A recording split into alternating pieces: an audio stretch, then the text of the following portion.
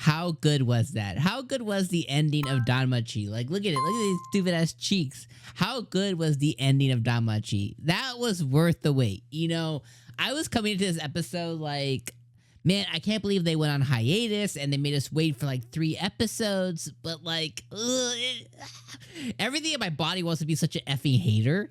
But man, was that such a good ending. And the thing about it too is, if you guys have been around the channel for a while, hey, Daisuke.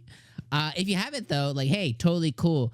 But one of the things I've been saying kind of throughout this season, you know, just depending on how much of my content you've watched, is I am not of, I was not a fan. I am not a fan of the Seer arc. But the second half of the season, when it kind of transitioned from Seer to more Freya, oh my god, it's been wild. It's been so, it like legitimately some of the best DanMachi. It's just that first handful of episodes, for like first 5 episodes that were just all focused around Seer, I was just like, ugh, I still don't like it, you know what I mean? But that happens with a lot of longer running anime. If I think about My Hero or Black Clover or Fairy Tail, there's been a lot of arcs within those shows that I just like, I thought they were boring. Bleach, like there's just certain arcs that I just skip, or like I just kind of like half-ass watch because I'm just like, I just don't like them, you know? Dragon Ball Z has a ton of those too. And it happens when a show begins to get its 3rd, 4th, 5th, 6th season, it just tends to happen that you're not going to love everything about the show. It's impossible. I mean, some shows are like that. I don't think there's a bad episode of Hunter x Hunter, but that's just me. Yu Yu Hakusho, I don't think there's anything bad. But, you know, hey, the Sailor Moon.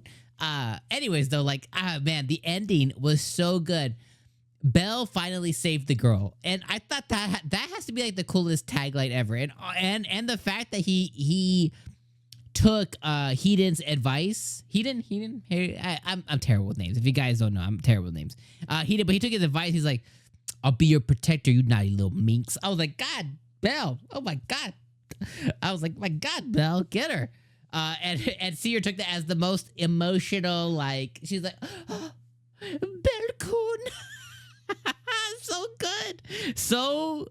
good. So good.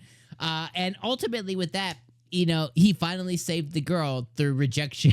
Through rejection, he basically said, what you mean could never be. And she was like, oh, Bell-kun. It's so good. It's just so good. And he won the war game with the coolest move ever. Now, I was kind of disappointed because typically, you know, when Argo Vesta begins to formulate or begins to take place, he usually yells, Argo Vesta! But this time he just like, Firebolt. You know, I was like, oh no, like, oh, it just didn't hit me as cool as when he typically does it. But when he hit Otaro, man, like, and he just go, bah! And even Otaro's eyes were like, I was like, God, let's go, dude. I thought it was just so cool. It was just such a cool fight. And although, I mean, he defeated Otaro, but he didn't like, you know, he didn't like KO him. You know, he was still moving and grooving. He still probably could have thrown a few more punches if he wanted to, but I think he felt Bell's resolve, and that led him to ask him, like, can you really save Seer? Can you save her?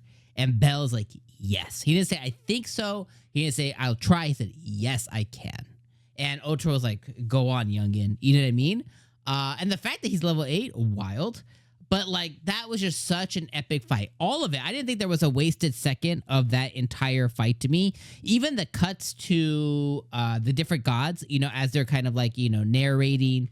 The cuts to, you know, to Lily and you know, her, like, you know, anybody help Bell, to our resident armor guy coming out and, you know, using his blade, to the and I'm not really sure what ended up happening, but his familiar crest, and maybe you guys can explain to me in the comments. Maybe they meant to comment up, but nobody had any commentary about, you know, he was still using 𝐜𝐴DEN's power. He was still like lightning bolting it, and he was getting chased. but then his familia crest lit up and he got like a second boost of power. And I know Bell has like a latent ability, you know, that ends up happening to him.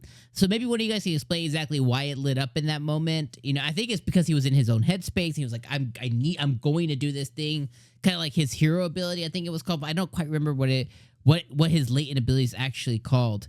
I think it's that, but again, I could be wrong. It could just be something that they didn't explain. But regardless, I thought it was cool that he got like that second dose, and he finally made it to Freya. And he was like, I know you have a crush on me, girl. He's like, but me and you could never be. He's like, I'm going to have to cut it off right here. And he goes, wah-ba-ba-ba, you know? And I thought that was a cool scene, too, because you just see the flowers, you know, bloom. And eventually, you know, Freya didn't get sent to heaven. That was one of the things I had theorized, you know, all season long was like, yo, this girl going to get sent to, is she going to get sent back to heaven? But she didn't. You know, she didn't. You know, she ended up, you know, just becoming seer once again and getting her job back as seer. She's gonna be working back in Mamma Mia's once again, and she's retiring as the goddess, and she's just gonna be the girl, which I think is really cool. The girl lives forever, but the girl nonetheless, which I think is really cool. And then she disbanded, which I think is really important for Aurario. She disbanded her familia, and I mean the Freya familia is like top dog in Aurario, and all of her assets and everything went to Hestia and the Hestia familia.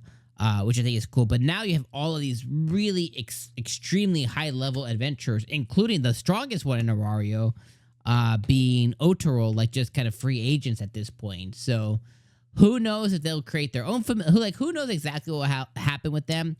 Who knows if it would just be a Mamma Mia situation to where they just kind of go find their own paths. But without their goddess, they can't really level up anymore as well. To my knowledge, again, you know, just the way that that's been explained to me throughout the seasons. But man, what an ending to DanMachi, what an ending to the season, what an ending to our journey together here on the channel. It has been just amazing.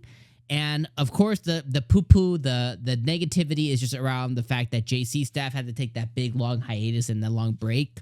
But regardless, I think when they came back with a vengeance, with some of the best episodes of the season.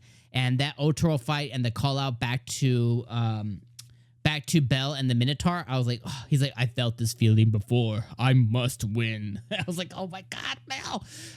So it's just so good. So I mean, 10 out of 10. I think this was an I feel as a viewer, as a fan, as somebody who is willing to wait for the Anime Weekly, I feel complete. I feel satisfied. I feel vindicated as a viewer. You know, too often in anime, we get thrown off with these non-ending endings, and we feel like we wasted our time. So it feels like the exchange from our time and money to get something back, it doesn't feel equal. I felt equal here, and I felt like I got a really great product from it. So, and the end of DanMachi, fantastic. Episode 15. Again, our journey together comes to an end here. Let me know your final thoughts for episode 15 in the comments down below. Thank you so much for being with me all season long for all 15 episodes of DanMachi through the last 6 months, which is crazy. I appreciate you guys. Can't wait to read your comments for final thoughts. And yeah, Bell saved the girl. All right, my friends, I'll see you on another video and another anime on the channel.